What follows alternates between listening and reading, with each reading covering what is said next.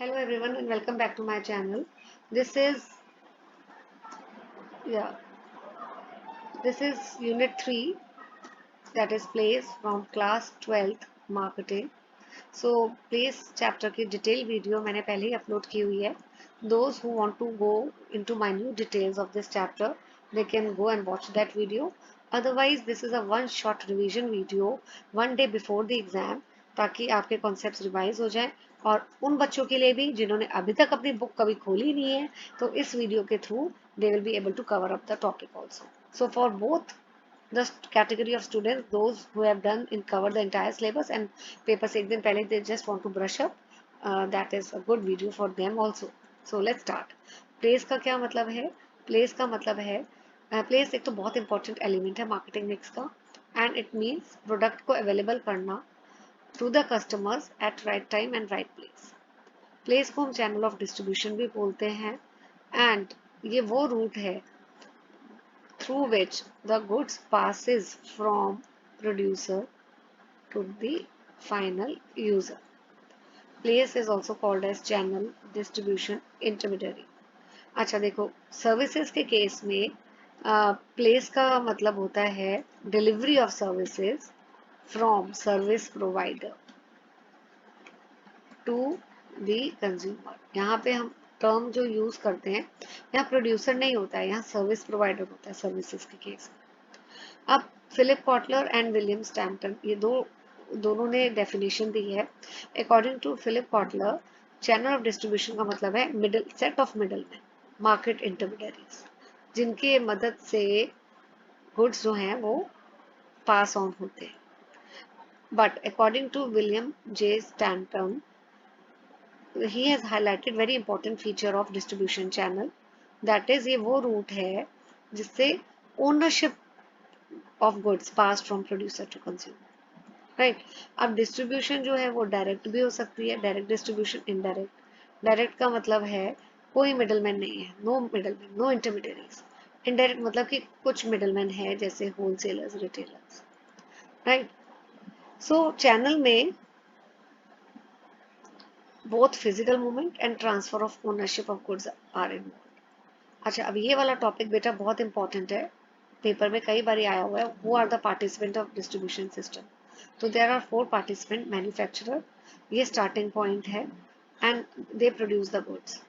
Then middleman, middleman आपको पता है they are the linking pin between the producers and the consumers ना.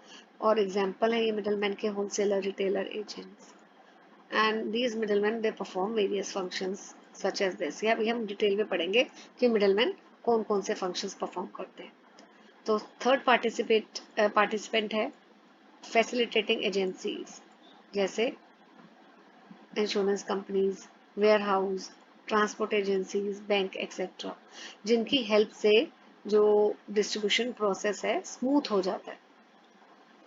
Then fourth is consumer, जो final users हैं, end users हैं.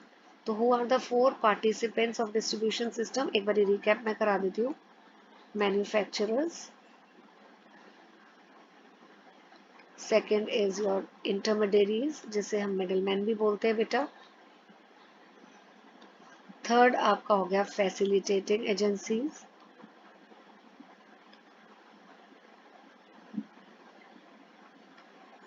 And fourth is consumers.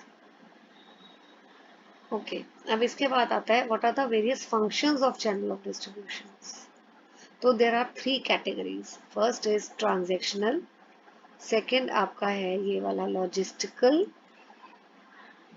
And third is facilitating functions. तो paper में इसका भी बेटा फंक्शंस में आपका 1 मार्कर या 2 मार्कर भी आया हुआ है कि व्हाट आर ट्रांजेक्शनल फंक्शंस. ये जो मैंने बोल्ड में किया है, इनको आपको बाय हार्ट लर्न करना है कि ट्रांजेक्शनल फंक्शंस होते हैं buying, selling and risk bearing. ये तीनों जो फंक्शंस हैं, बाइंग, सेलिंग, रिस्क बियरिंग, ये ट्रांजेक्शनल फंक्शंस के अंडर आते हैं. ठीक है. देन लॉजिस्टिकल, लॉजिस्टिकल का मतलब होता है physical handling and movement of goods. तो इसके अंदर आता है assembling, storage, grading, sorting and transportation. So assembling का मतलब होता है गुड्स को कलेक्ट करना। मिडिलमैन क्या करता है, he collect the good from various places, he store the goods ताकि डैमेज ना हो। ग्रेडिंग होती है on the basis of same quality के गुड्स जो है, एंड ट्रांसपोर्टेशन मूविंग गुड्स। तो ये लॉजिस्टिकल के अंदर आते हैं। फैसिलिटेटिंग में आते हैं ये वाले बेटा। ये कौन से फंक्शन है जो ट्रांजैक्शनल और लॉजिस्टिकल दोनों को हेल्प करते हैं, दोनों को सपोर्ट करते हैं। तो financing, post sale service, market information, promotion, negotiation, ये सारे आपके जो है फैसिलिटेटिंग फंक्शन है। फाइनेंसिंग का मतलब होता है प्रोवाइडिंग गुड्स ऑन क्रेडिट, उधार पे गुड्स को सेल करना। आफ्टर सेल सर्विसेज प्रोवाइड करना, कंज्यूमर को इंफॉर्मेशन देना, एंड गुड्स को प्रमोट करना, ठीक है, एडवर्टाइजिंग के through and other methods also. Negotiation मतलब कि प्राइस को फाइनलाइज करना। So what are the main, अच्छा इसमें और भी है ये आपका इधर, एक बार इसका भी हम रिकैप कर लेते हैं। तो कौन से 3 फंक्शंस हैं इसको, sorry, so first is transactional, logistical and facilitating. These are the 3 functions. Okay. अब what are the types of distribution channel? ये इतना easy topic है बेटा, 4 मार्क का बोर्ड के पेपर में एक क्लियर कट क्वेश्चन आया हुआ 2-3 बार। सो 2 तरह के आपके डिस्ट्रीब्यूशन चैनल हैं। पहला है direct and the second one is indirect. Right, direct को हम जीरो लेवल भी बोलते हैं। इसका मतलब है डायरेक्टली जो प्रोड्यूसर है, मैन्युफैक्चरर है, वो गुड्स पास ऑन कर रहा है कंज्यूमर को विदाउट एनी मिडल मैन, इसे डायरेक्ट सेलिंग भी बोलते हैं। Right, okay. Now indirect channel second category है जहाँ पे कुछ मिडल मैन इन्वॉल्व होते हैं between manufacturer and consumer. Indirect channel is of again further bifurcated into 3 types: 1 level, 2 level and 3 level। तो नाम से ही बहुत क्लियर है, 1 लेवल का मतलब है 1 मिडलमैन इज इन्वॉल्व। कौन है वो 1 middleman? He is retailer. M का मतलब मैं बार बार नहीं लिखूंगी यहाँ पे बेटा, मैन्युफैक्चरर है, और सी इज कंज्यूमर। सो एक मिडलमैन है और उस मिडलमैन का नाम है रिटेलर। राइट, ये देखिए ये वाला पाथ ये आपको ड्रॉ करना है पेपर में। Right, so 2 level, 2 middlemen are involved. Who are the 2 middlemen in between manufacturer and consumer? कौन से हैं? पहला है होलसेलर और दूसरा है रिटेलर। एक चीज और बेटा, ये आपको सीक्वेंस इसी तरह पेपर में लिखनी है। ये ना हो आप पहले रिटेलर लिख दो और बाद में होलसेलर लिखो, तो entire answer will be incorrect and you will be given 0 for that. इसलिए पहले होलसेलर लिखना है और बाद में रिटेलर। देन 3 लेवल में 3 मिडलमैन है। कौन से हैं? Agent, wholesaler and retailer. Right. Now, distribution channel intermediaries.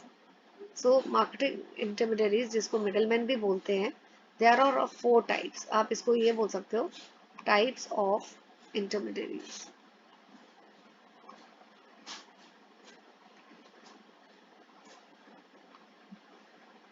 Right. तो पहला है agents. Agents कौन होते हैं? They do not take the ownership of goods. ये producers के जितने भी गुड्स हैं उनको सेल करने में हेल्प करते हैं। ठीक है, जैसे आपने देखा है ट्रैवल एजेंट्स होते हैं, इंश्योरेंस एजेंट्स होते हैं। तो in if they are doing such work, what benefit they are getting? They will get reward in terms of, उनको बदले में कमीशन या फीस मिलती है। They are the selling arm of the producer. फिर है होलसेलर।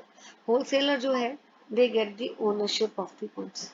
ठीक है, they buy in bulk, bulk producer से बल्क में खरीदते हैं, and then sell to the retailers also, and they earn profit on resale।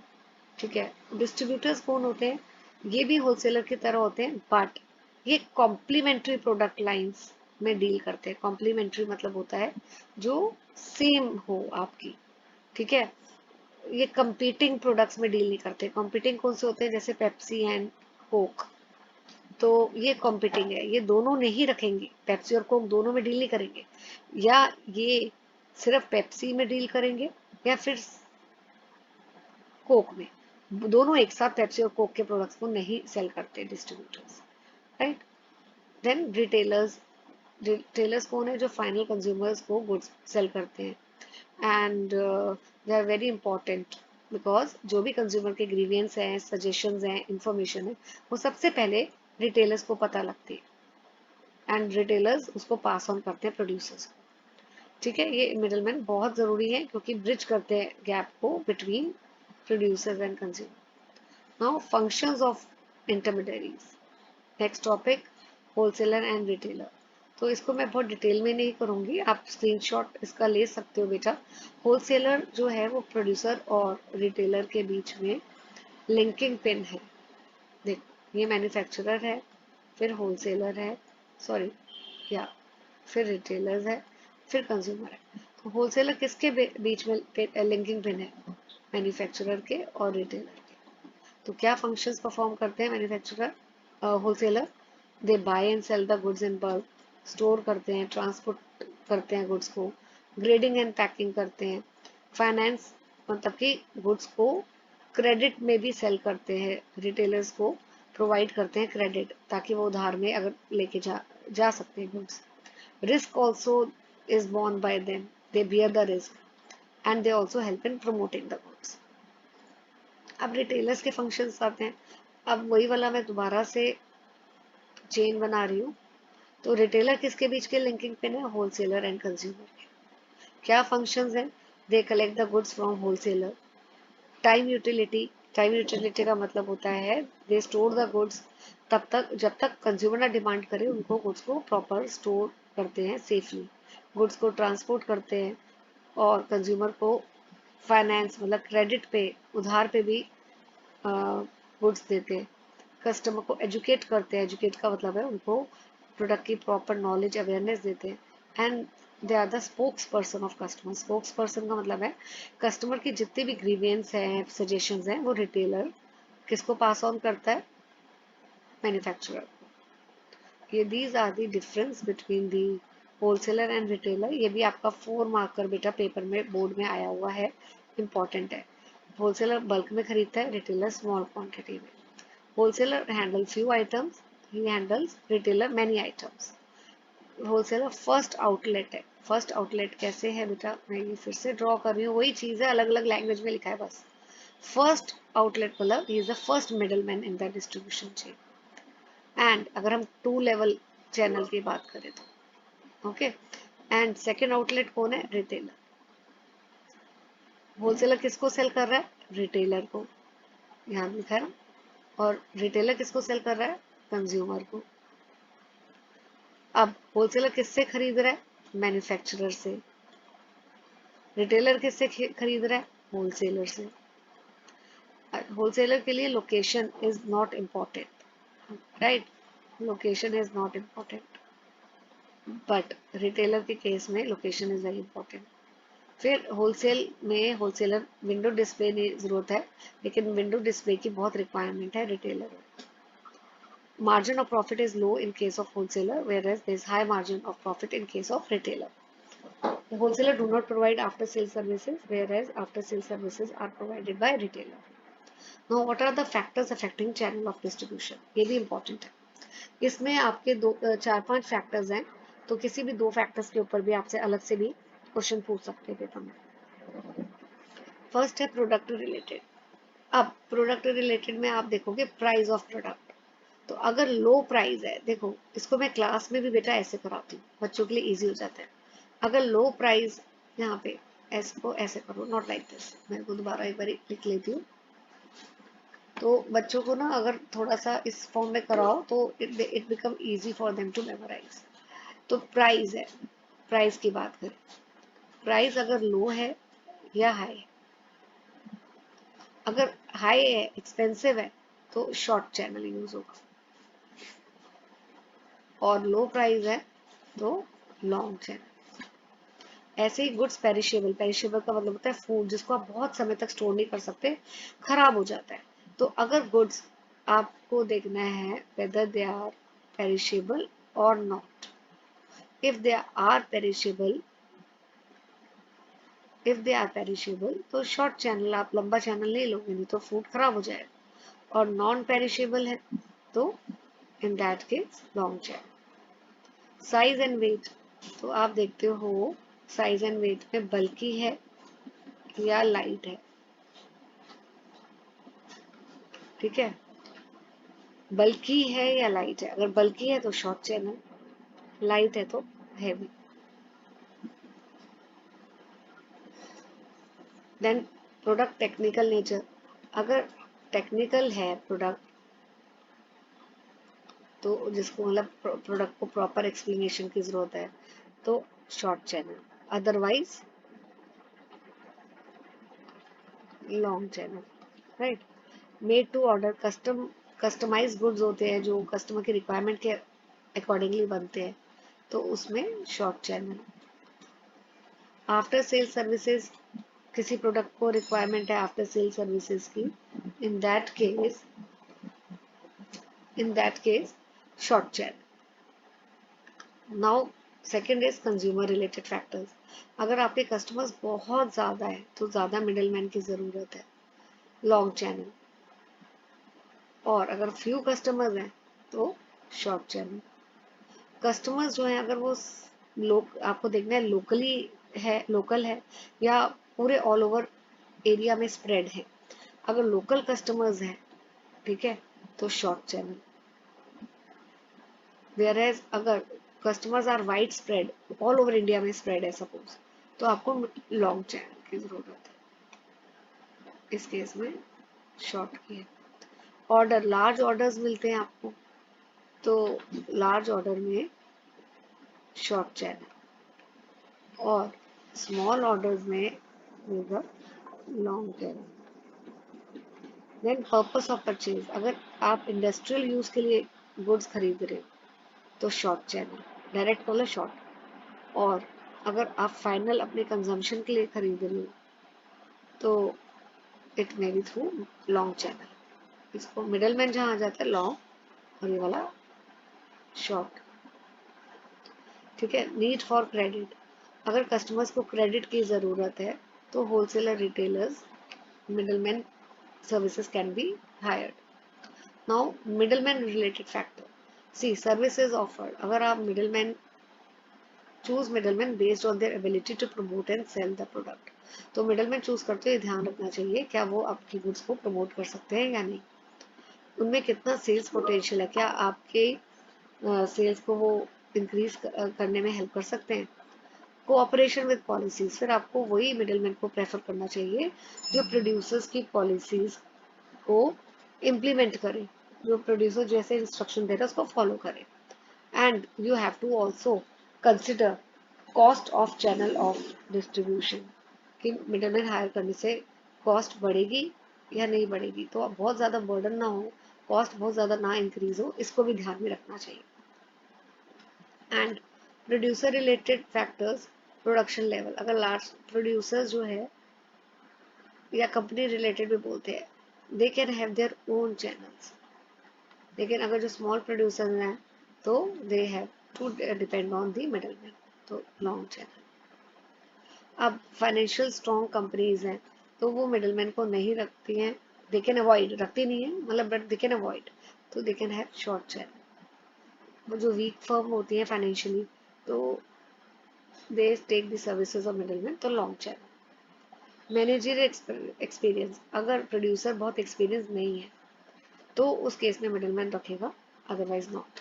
And the last topic is other factors, तो competitor का क्या चैनल है, वो लॉन्ग चैनल फॉलो कर रहा है या शॉर्ट, वो भी ध्यान में रखना चाहिए, बट आपको एग्जैक्टली कॉपी नहीं उसका करना। आप देखिए आपकी क्या रिक्वायरमेंट है। सोशल फैक्टर्स, कि लोगों का क्या ओपिनियन है, कि मिडलमैन की वजह से कहीं उनके ऊपर तो नहीं बर्डन पड़ेगा, कॉस्ट तो नहीं बढ़ जाएगी, प्रोडक्ट की प्राइस तो नहीं बढ़ जाएगा, इन चीज़ों को भी ध्यान रखना चाहिए कि लोग क्या सोचते हैं, लोगों का क्या ओपिनियन है। फ्लेक्सिबिलिटी, तो आपको वही चैनल चूज करना चाहिए जिसमें कुछ चेंजेस अगर आपको फ्यूचर में करनी हो तो पॉसिबल है चेंजेस करना। So this is all about this chapter. I think this video अगर आप if you are going to watch तो भी जो आपका पर्पस है वो फुलफिल हो जाएगा. ठीक है, एक बारी रिकैप इसको दोबारा से आप देखिए. You will be able to score good marks in your exam. All the best. Thank you for watching.